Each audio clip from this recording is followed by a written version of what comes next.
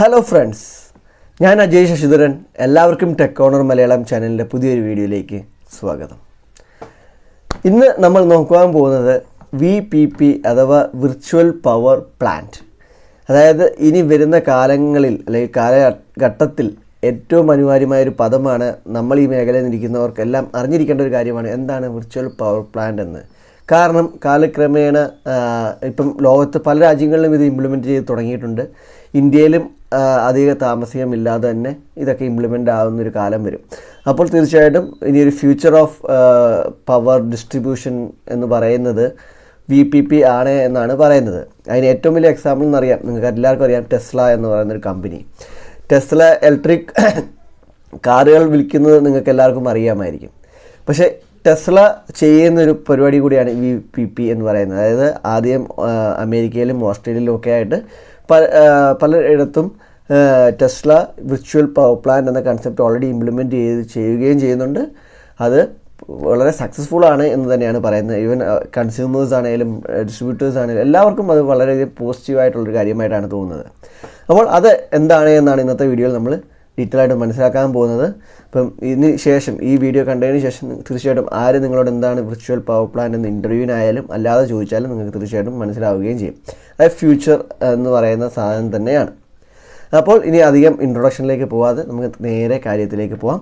പോകുന്നതിന് മുമ്പ് തീർച്ചയായിട്ടും നമ്മുടെ ചാനൽ നിങ്ങൾ സബ്സ്ക്രൈബ് ചെയ്തിട്ടില്ല എന്നുണ്ടെങ്കിൽ നമ്മുടെ ചാനൽ സബ്സ്ക്രൈബ് ചെയ്യുക. അപ്പോൾ VPP വിർച്വൽ പവർ പ്ലാന്റ്, പേര് പോലെ തന്നെ ഒരു പവർ പ്ലാന്റ് ആണ്. വിർച്വൽ ആയിട്ടുള്ളൊരു പവർ പ്ലാന്റ് എന്ന കൺസെപ്റ്റ് ആണെന്ന് നിങ്ങൾക്ക് മനസ്സിലായിട്ടുണ്ടാകും. അപ്പോൾ ഇപ്പോഴത്തെ കൺസെപ്റ്റിൽ അല്ലെ ഇപ്പോഴത്തെ രീതിയിൽ എങ്ങനെയാണ് കാര്യങ്ങൾ നടക്കുന്നത് നമുക്കറിയാം. നമുക്കൊരു പവർ പ്ലാന്റ് ഉണ്ടാവും, നമുക്ക് മൂലം പറ്റം പോലെ അങ്ങനെ പല ഹൈഡ്രോ ഇലക്ട്രിക് പവർ പ്ലാന്റുകളുണ്ടാവും. കോൾ, തെർമൽ, വിൻഡ്, സോളാർ, അങ്ങനെ വലിയ വലിയ പവർ പ്ലാന്റുകൾ നമുക്ക് ഇന്ന് ഓൾറെഡി ഉണ്ട്.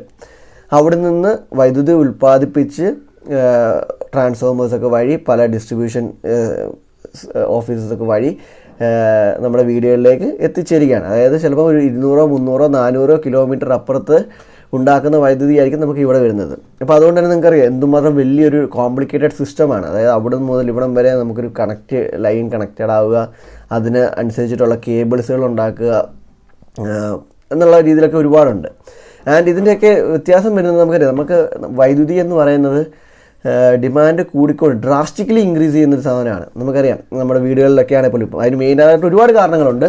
ഒന്ന്, നമ്മുടെ വൈദ്യുതി നേരത്തെ ലൈറ്റും ഫാനും മാത്രം TV-യും ഒക്കെ അങ്ങനെ വളരെ ചുരുക്കം ഇതിലാണ് തുടങ്ങിയെങ്കിൽ ഇന്ന് നമ്മുടെ വീടുകളിൽ ഒട്ടുമിക്ക എല്ലാ വീടുകളിലും എല്ലാ ഉപകരണങ്ങളും ഉണ്ട്. ഇൻഡക്ഷൻ സ്റ്റൗ തൊട്ട് ഗീസർ തൊട്ട് AC തൊട്ട് അങ്ങനെ ഒരുപാട് വൈദ്യുതി ഉപയോഗിക്കുന്ന ഒരുപാട് ഉപകരണങ്ങളുമുണ്ട്. അതായത് നമ്മുടെ ഒരു കൺസ്യൂമർ പർച്ചേസിങ് പവറൊക്കെ കൂടിയത് കൊണ്ട് തന്നെ അല്ലെങ്കിൽ അതിൻ്റെതായ രീതിയിൽ നമ്മുടെ ഇലക്ട്രിസിറ്റിയുടെ ഡിമാൻഡ്, ഇപ്പം വൈദ്യുതി ഇല്ലാതെ നമുക്ക് ഒരു അരമണിക്കൂർ പോലും ഇരിക്കാൻ പറ്റില്ലാത്ത അവസ്ഥയിലേക്ക് എത്തിപ്പോയിട്ടുണ്ട്. അരമണിക്കൂർ പോയിട്ട് ഒരു 10 മിനിറ്റ് പോലും ഇരിക്കാൻ പറ്റില്ല.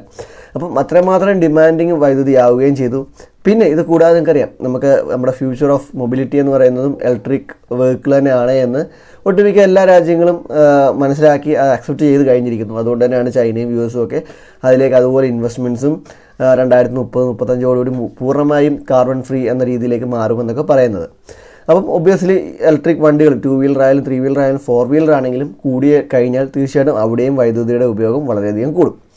ഇനി ഇത് കൂടാതെ ക്ലൈമാറ്റിക് ചേഞ്ചസ് ഉണ്ടല്ലോ. നമുക്കറിയാം നമ്മുടെ ഇപ്പം നാട്ടിലെ കാലാവസ്ഥ തന്നെ നോക്കിയാൽ തന്നെ ഒന്നെങ്കിൽ വളരെ ചൂടായിരിക്കാം, തണുപ്പും അത്യാവശ്യം കേരളത്തിൽ പോലും വന്നു തുടങ്ങിയിട്ടുണ്ട്. ഇപ്പം ഡൽഹിയിലൊക്കെ നോക്കിയാലും നമുക്ക് അത്യാവശ്യം നല്ല ചൂടുമുണ്ട്, അത്യാവശ്യം നല്ല തണുപ്പുമുണ്ട്. അപ്പോൾ നമുക്ക് AC-യുടെ ഉപകരണം മസ്റ്റായിട്ട് വരുന്നുണ്ട്. അല്ലെങ്കിൽ ഹീറ്ററിൻ്റെ ആയാലും ഗീസറിൻ്റെ ആണെങ്കിലും ഒക്കെ ഉപയോഗങ്ങൾ വരുന്നത്. എല്ലാത്തിലും വൈദ്യുതി വളരെയധികം വേണ്ട കാര്യം തന്നെയാണ്. അപ്പം ഡെഫിനറ്റ്ലി ഒരു കാര്യത്തിൽ ഉറപ്പാണ്, നമ്മുടെ വൈദ്യുതിയുടെ ഉപയോഗം കൂടാൻ തന്നെയാണ് പോകുന്നത്. അതിലൊരു വ്യത്യാസവുമില്ല.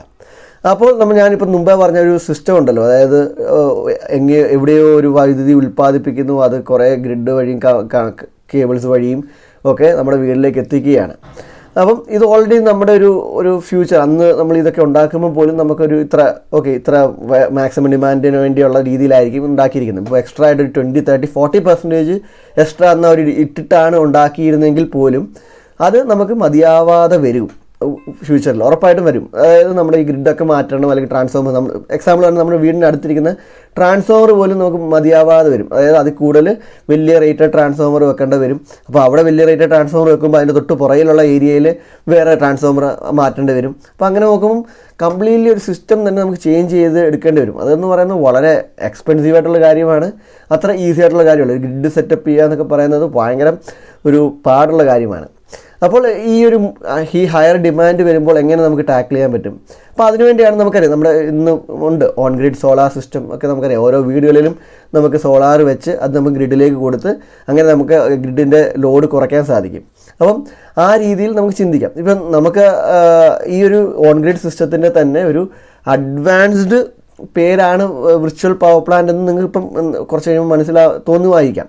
അപ്പോൾ തീർച്ചയായിട്ടും അത് തന്നെയാണ്. ഇപ്പോൾ സിമ്പിളായിട്ട് പറഞ്ഞു കഴിഞ്ഞാൽ ഒരു ഓൺ ഗ്രിഡ് സിസ്റ്റത്തിൻ്റെ ഒരു അഡ്വാൻസ്ഡ് എക്സ്ട്രീം മാനേജ്ഡ് ഫോം അല്ലെങ്കിൽ ഒരു സിസ്റ്റമാണ് VPP, വിർച്വൽ പവർ പ്ലാന്റ്. അതായത് ഈ ഒരു വിർച്വൽ പവർ പ്ലാന്റിൽ നമ്മളൊരു പർട്ടിക്കുലർ ഒരു സെൻട്രലൈസ്ഡ് അല്ലെങ്കിൽ സിംഗിൾ ഒരു പവർ പ്ലാന്റിൽ നിന്നായിരിക്കില്ല ഡിപ്പെൻഡൻറ്റ്.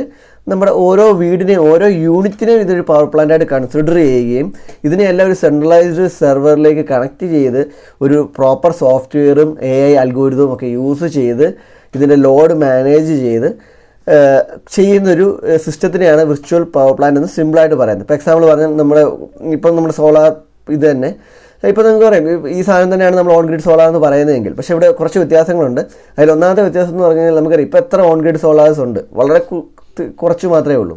അപ്പോൾ ഇതിൻ്റെ വോളിയം കൂടുമ്പോൾ number of on grid solar plant ഇപ്പോൾ നമ്മുടെ എല്ലാ വീടുകളിലും ഓൺ ഗ്രിഡ് വെക്കുമ്പോൾ അല്ലെങ്കിൽ ഇന്ന രീതിയിൽ വെക്കുക എന്ന് വിചാരിക്കുമ്പോൾ ഒബ്വിയസ്ലി അവിടെ മാനേജ് ചെയ്യാനുള്ള ഒരു രീതിയും കുറച്ചുകൂടെ കൂടുതലായിട്ട് വരും.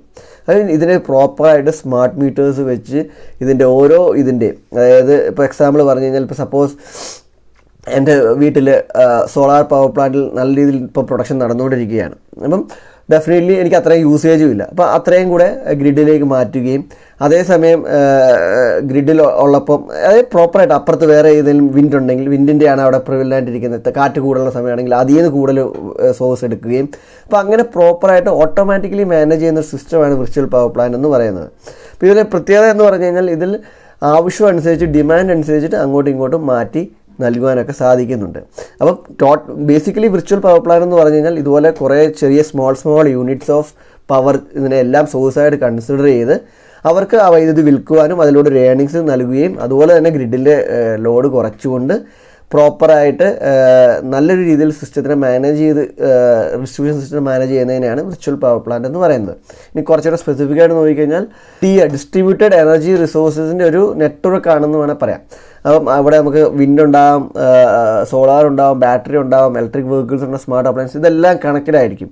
ഇതെല്ലാം ഒരു അഡ്വാൻസ്ഡ് സോഫ്റ്റ്വെയർസും AI അൽഗോരിതംസ് ഒക്കെ യൂസ് ചെയ്തിട്ട് എപ്പോഴും മോണിറ്റേർഡ് ആയിരിക്കും. ഇപ്പം നമ്മുടെ വീട്ടിൽ വൈദ്യുതി ഇപ്പോൾ കൂടുതലാണ് കുറവാണ്, അവിടെ പ്രൊഡക്ഷൻ കൂടുതലാണ് കുറവാണ്, ഇപ്പം നമ്മുടെ കാലാവസ്ഥ വ്യതിയാനം അനുസരിച്ച് ഇപ്പം നാളെ അല്ലെങ്കിൽ ഇപ്പം മഴ ആണ് വരാൻ പോകുന്നതെങ്കിൽ ഡെഫിനറ്റ്ലി അവർക്ക് പ്ലാൻ ചെയ്യാൻ പറ്റും. നേരത്തെ അതനുസരിച്ചിട്ട് സോളാർ പ്രൊഡക്ഷൻ കുറവായതുകൊണ്ട് തന്നെ അപ്പുറത്തു നിന്ന് ഗ്രിഡിൽ നിന്ന് എടുക്കാം, അല്ലെങ്കിൽ വിൻഡിൽ നിന്ന് എടുക്കാം, അല്ലെങ്കിൽ ഒരു പർട്ടിക്കുലർ മാസം നല്ല കാറ്റുള്ള ഒരു മാസമാണെങ്കിൽ അല്ലെങ്കിൽ പ്രൊഡക്ഷൻ അവിടെ കൂടുതലുള്ളൊരു മാസമാണെങ്കിൽ അപ്പോൾ അതിന് ആ മാസങ്ങളിൽ അവിടെ നിന്ന് കൂടുതൽ നമുക്ക് സോഴ്സ് ചെയ്ത് അപ്പം പ്രോപ്പറായിട്ട് എവിടെ നിന്ന് കിട്ടുന്നു ചീപ്പായിട്ട് അല്ലെങ്കിൽ നല്ല റിന്യൂവബിൾ എനർജി എന്നുള്ള രീതിയിൽ എടുത്തുകൊണ്ട് ചെയ്യാൻ സാധിക്കുന്നു എന്നുള്ളതാണ് ഇതിൻ്റെ ഒരു പ്രത്യേകത.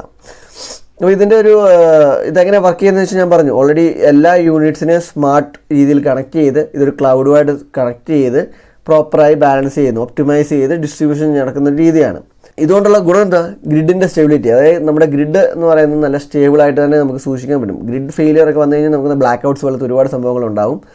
അപ്പം ഗ്രിഡിൻ്റെ സ്റ്റെബിലിറ്റി പ്രോപ്പറായിട്ട് എൻഷുർ ചെയ്യാൻ സാധിക്കും. പിന്നെ ഗ്രിഡിൽ ഒരുപാട് മാറ്റങ്ങൾ വരുത്താതെ തന്നെ നമുക്ക് ഈ ഒരു പവർ ഡിമാൻഡ് മീറ്റ് ചെയ്യാൻ സാധിക്കും. വലിയ വലിയ പവർ പ്ലാന്റ്സ് നമുക്കറിയാം ഉണ്ടാക്കണമെങ്കിൽ വളരെ എക്സ്റ്റെൻസീവായിട്ടുള്ള ഇൻവെസ്റ്റ്മെൻറ്റ്സ് വേണം. അപ്പോൾ അതും നമുക്ക് ഒഴിവാക്കാൻ സാധിക്കും. കൂടുതലും പ്രിഫർ ചെയ്യുക റിന്യൂവബിൾ എനർജി ആയതുകൊണ്ട് തന്നെ, വിൻഡും സോളാറും പോലത്തെ ആയതുകൊണ്ട് തന്നെ നമുക്ക് റിന്യൂവബിൾ എനർജിയെ പ്രൊമോട്ട് ചെയ്യാനും പൊല്യൂഷൻ്റെ കുറയ്ക്കാനും അതുപോലെ തന്നെ നമ്മൾ ഫോസിൽ ഫ്യൂവൽസിൻ്റെ ഡിപ്പെൻഡൻസി കുറയ്ക്കാനും വിദേശ രാജ്യങ്ങളിൽ നിന്ന് ഫോസിൽ ഫ്യൂവൽ വാങ്ങുന്നത് കുറയ്ക്കാനും ഒക്കെ ഇതിൽ നിന്ന് നമുക്ക് സാധിക്കുന്നു. പിന്നെ ഇതൊരു ഡീസെൻട്രലൈസ്ഡ് നെറ്റ്വർക്ക് ആയിരിക്കും. ഞാൻ പറഞ്ഞു ഇപ്പോൾ മറ്റേതാണെങ്കിൽ എന്താ ഒരു ഗ്രിഡ് ഫെയിലിയർ വന്നു കഴിഞ്ഞാൽ ഒരു വലിയൊരു ഏരിയ മൊത്തം ബ്ലാക്ക് ഔട്ട് ആവുകയാണെങ്കിൽ ഇത് ഡീസെൻട്രലൈസ് ആയതുകൊണ്ട് എന്തെങ്കിലും പ്രോബ്ലം ഉണ്ടായാൽ തന്നെ ആ ഒരു പർട്ടിക്കുലർ ഏരിയയെ മാത്രമേ എഫക്റ്റ് ചെയ്യുകയുള്ളൂ, ഒരു കംപ്ലീറ്റ് ബ്ലാക്ക് ഔട്ടിലേക്ക് പോവില്ല.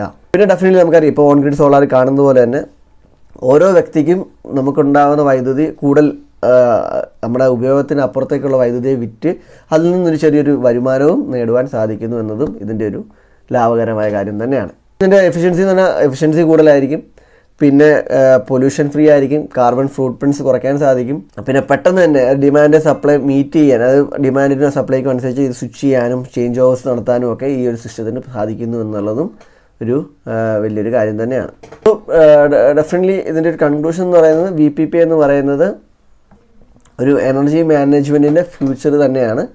പ്രോപ്പറായി എഫിഷ്യൻ്റായി റിലയബിളായി റിന്യൂവബിൾ എനർജിയെ കൂടുതൽ പ്രൊമോട്ട് ചെയ്ത് യൂസ് ചെയ്യാനും നമ്മുടെ ഒരു ഡിസ്ട്രിബ്യൂഷൻ സിസ്റ്റത്തിനെ തന്നെ ഒന്ന് മാറ്റിയെടുക്കാനും സഹായിക്കുന്ന ഒരു കാര്യം തന്നെയാണ് VPP എന്ന് പറയുന്നത്, വിർച്വൽ പവർ പ്ലാന്റ്.